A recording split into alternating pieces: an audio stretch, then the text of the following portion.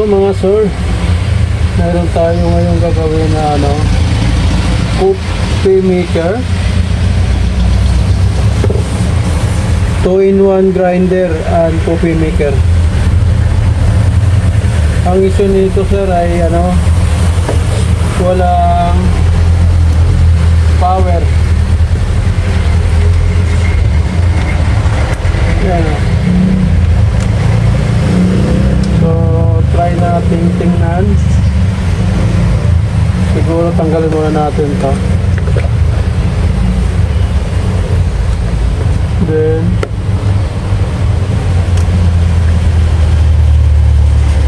yan. Ito na yung kanyang assembly or yung naiwang katawan. Tapos may screw dito. Special nga lang siya kasi triangle. Kaya gagamit tayo ng flat screw.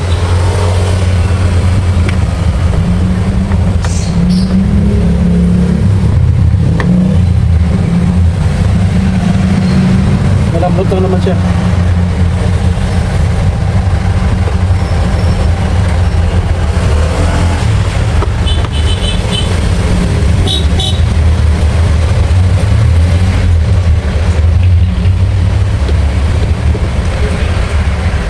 Ayan o. Triangle yung screw na ginamit.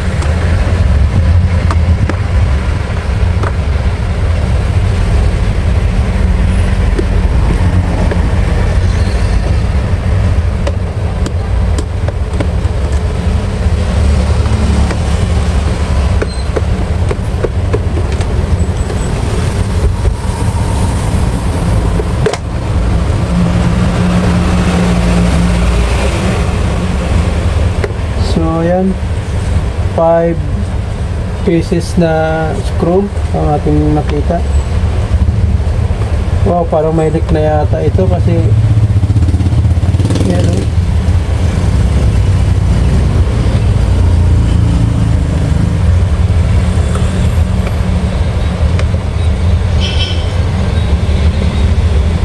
Parang tumagas na dito yung kape.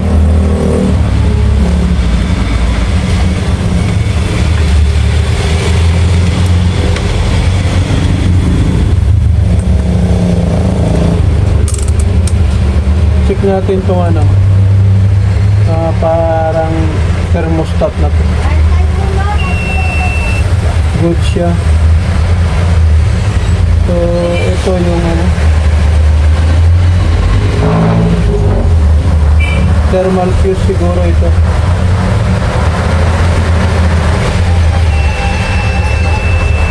Good din.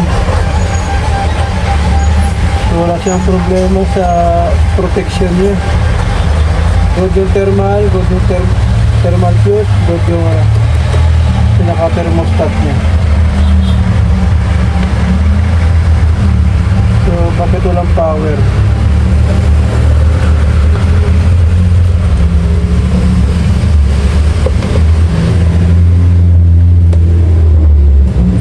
Check natin tong switch dito.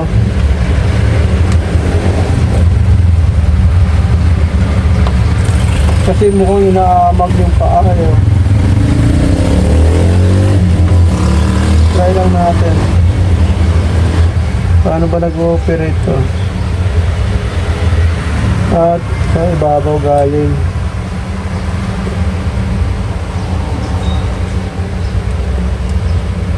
Tutusukin.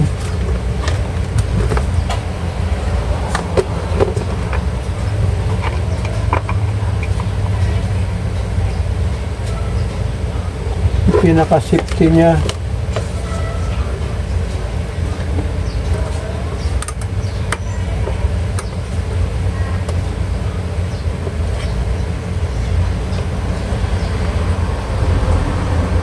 Ay, mali pala to. Dalawa pala siya. Ito pala yung tinutukoy ko.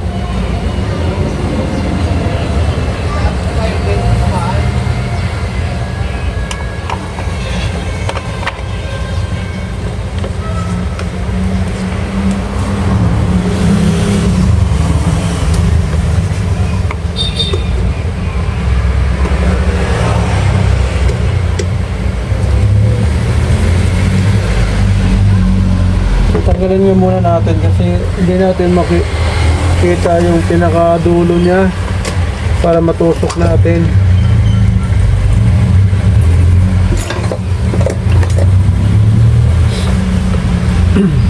Unahin muna natin tingnan itong mga switch mga bossing bago tayo mag-proceed dito sa rin maganda kung ibalik natin itong ano.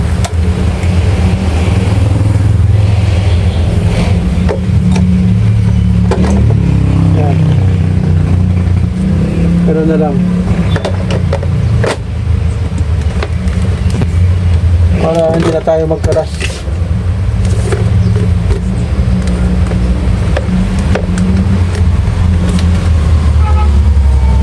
Saka natin check yung mga switches.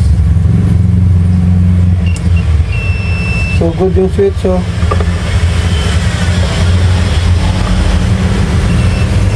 buo lahat yung switch. Wow.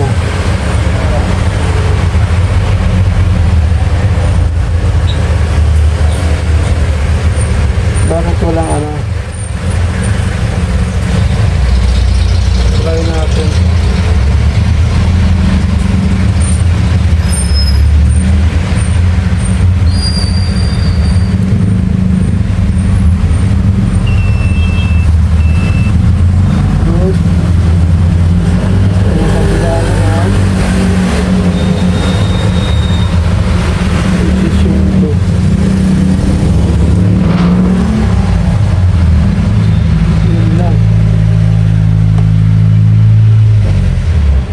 Ay, mali. Tama. Ayun. So, good yung cordon.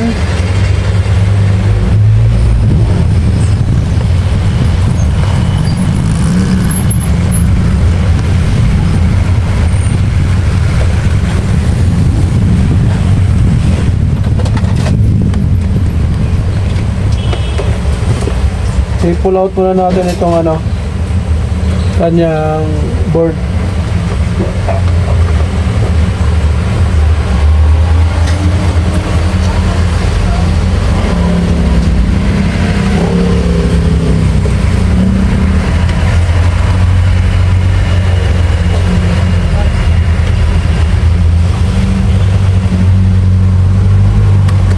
Yan. Wow, mukhang naligo ng kape. Putok, oh. Putok yung resistor na to. Putok din itong mga capacitor. Ayan siya, oh. Mukhang nabasa.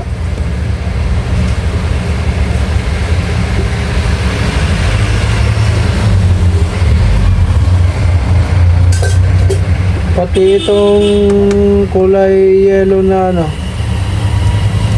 na capacitor, ayan, oh, ay nag-ano na, pumutok sa tagiliran.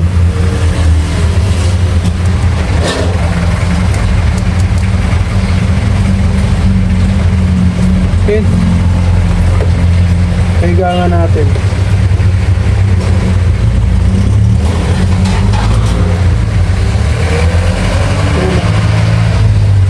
Naligo ito ng kape.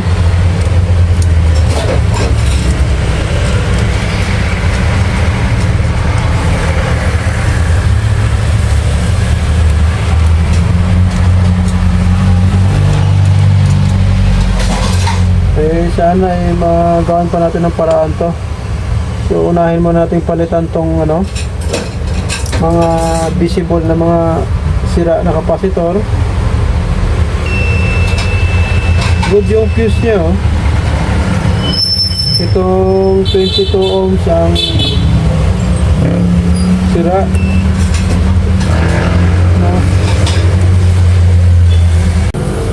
Tanggalin muna natin itong mga sirang pyesa.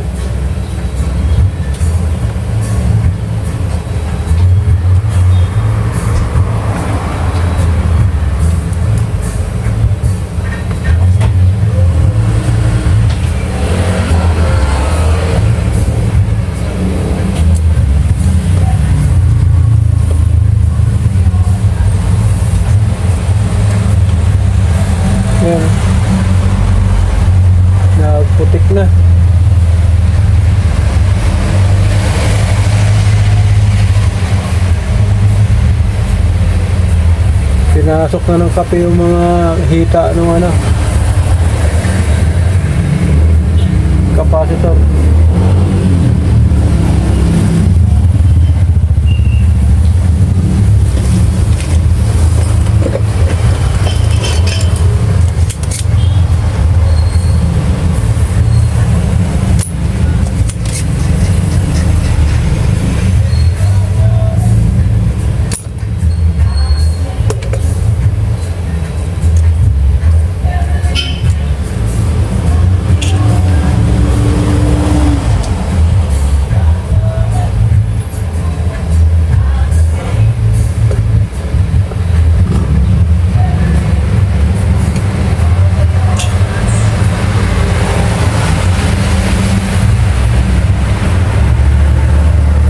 Check lang natin to capacitor ha, kasi baka uminit lang to sa coil na to, kaya yung plastic ay para nag-pop up.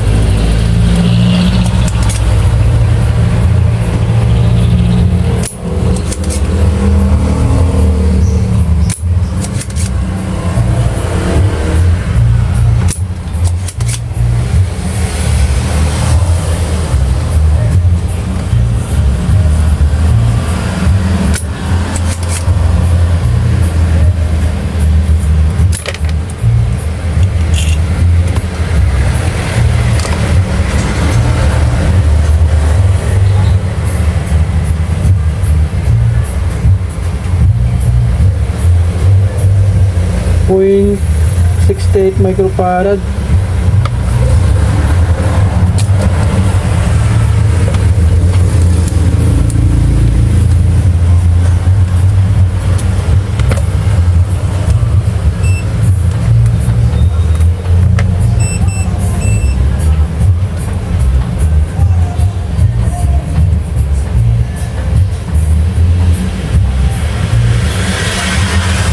So pwede pa ito, 0.61 eh.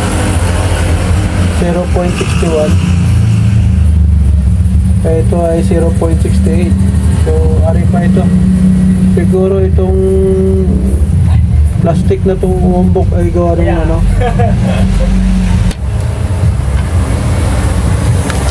So ibabalik natin itong ano, capacitor. Tanggalin muna natin itong daanong ano, basa na to.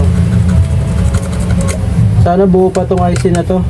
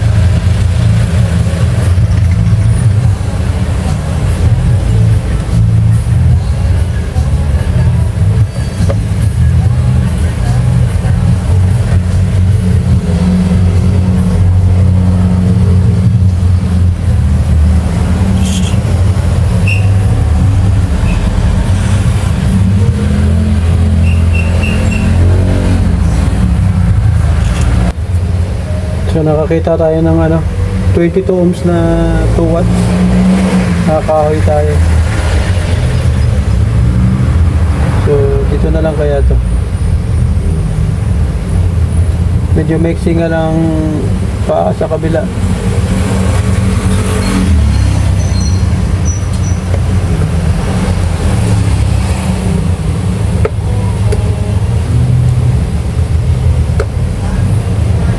Yun. Pero okay naman, nakatagos naman.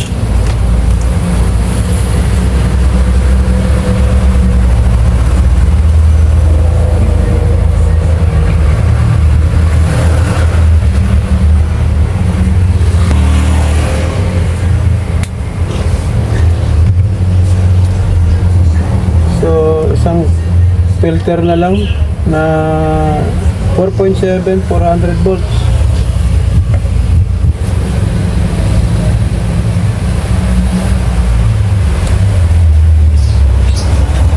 So medyo malaki-laki yung ating capacitor nito kasi 10 microfarad po.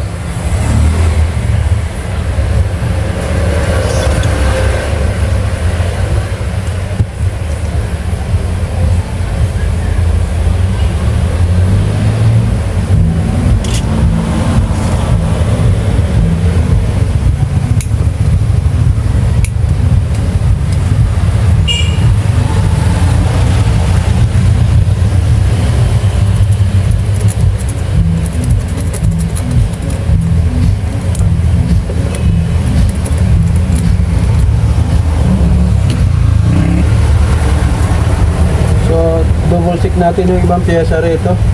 Itong mga diode lalo.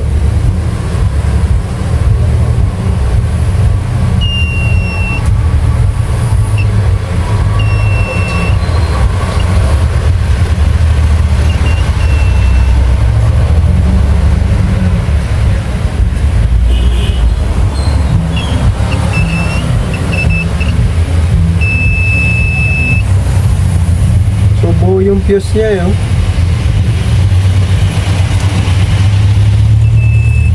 Okay. So linisin muna natin yan.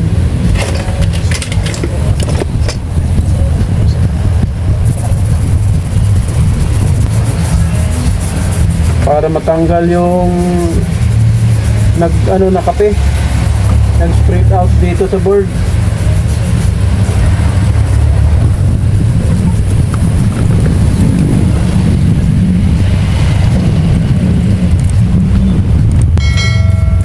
Patuyuin muna natin saglit para wala lang yung nating pinaglinis, yung lacquer.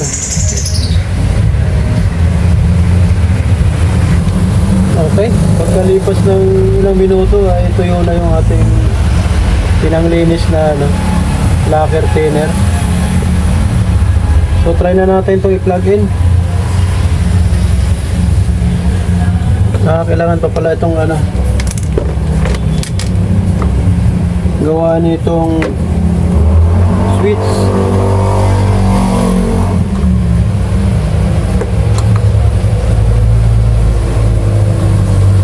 May switch pa kasi dito. Kailangan muna natin ibalik tong board dito, pati yung switch na to.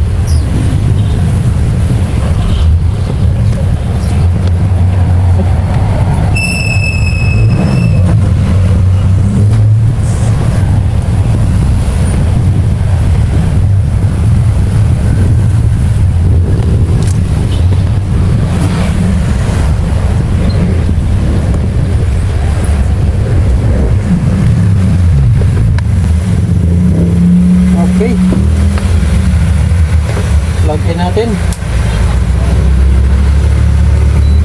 Okay, meron na tayong power. Ayan o.